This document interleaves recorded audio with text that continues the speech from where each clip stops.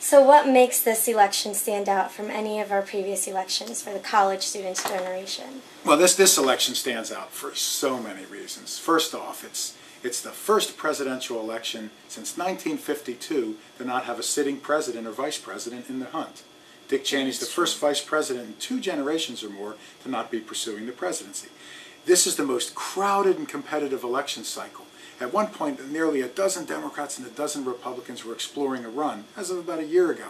This makes it the most crowded election since 1928. This is also an absolutely historic election for a number of other reasons. One, less than a year from now, we could have the first woman president of the United States. And whether you like Senator Clinton or not is irrelevant. It's absolutely historic. Women could finally shatter the last glass ceiling in the women's movement, and your generation would have a front row seat to history in the making.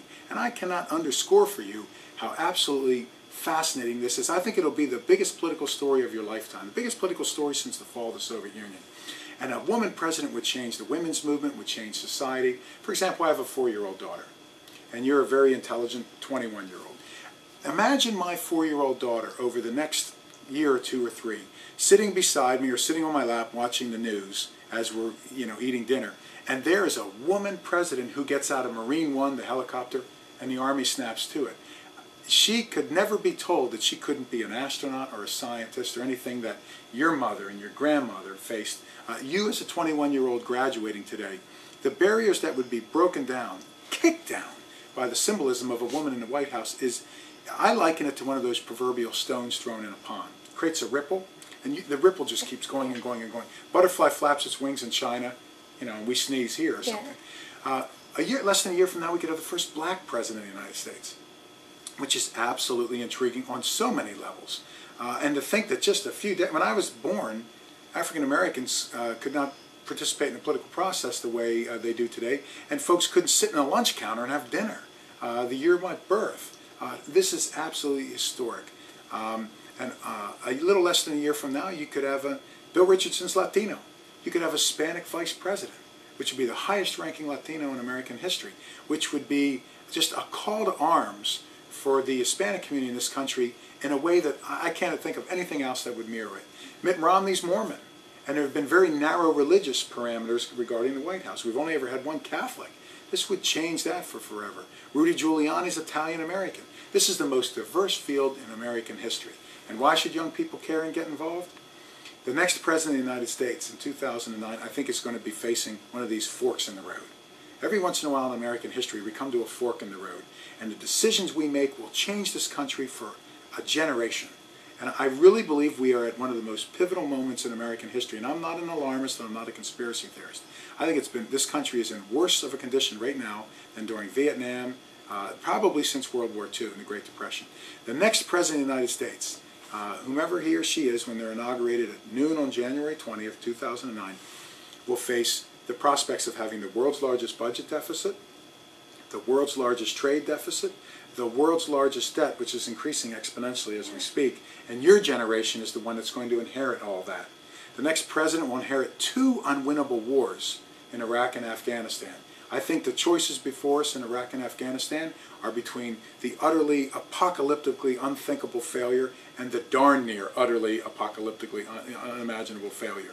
The next president of the United States will inherit a country more divided at home than any time since the Civil War. The next president will inherit a country that is hated around the world. For the first time in American history, we are despised around the world. The next president will inherit a country that has not signed one major treaty in 7 years. The next president will inherit a country whereby the last Congress, when they left office, they did not pass a single major bill in an entire calendar year. We have an education crisis. For the first time since the end of World War II, when we began taking the statistics, the cost of a college education is beyond the reach of middle-class Americans. What will you do one day to send your children to school? What am I going to do for my 4-year-old daughter? Which is going to be $125,000 a year for a college education? We have an energy crisis. We're wed to the devil of Middle East oil. We have done almost nothing in the last several years for alternative clean energy. Solar, wind, geothermal, electric, hydroelectric, biomass. Almost nothing. We have a full-scale healthcare crisis. Over 45 million Americans lack a penny of health insurance, and it's disproportionately minorities and single women with children So this is children we're talking about. The cost of health care is over twice what it is in the United States, over what the next most expensive country in the world is. Prescription drug care, off the charts. The next president of the United States, we had better find a Lincoln or a Washington. This is reason enough for your generation to get involved, because they're witnessing, you are witnessing. You're seated in the front row of, I believe, one of the key touchstones in American history. Thank you so much. That's really all I had for you. My pleasure. I really, really appreciate you coming. Can I tell out. the students a story? It's one of my Please do. favorite stories. Everybody says that, you know, one person can't make a difference. That's always the argument. What can I do? One vote, one person can't make a difference. Well, on December 1st, 1955, Rosa Parks was sitting on a bus in Montgomery, Alabama. And Rosa Parks was the consummate underdog. She was petite physically.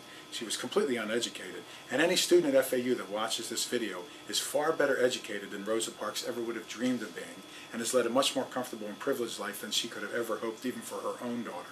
Rosa Parks was African American. She was a woman. She was living in a segregated South, and the buses were so segregated at that particular point in time that minorities could not even enter the front of the bus and then walk to the back.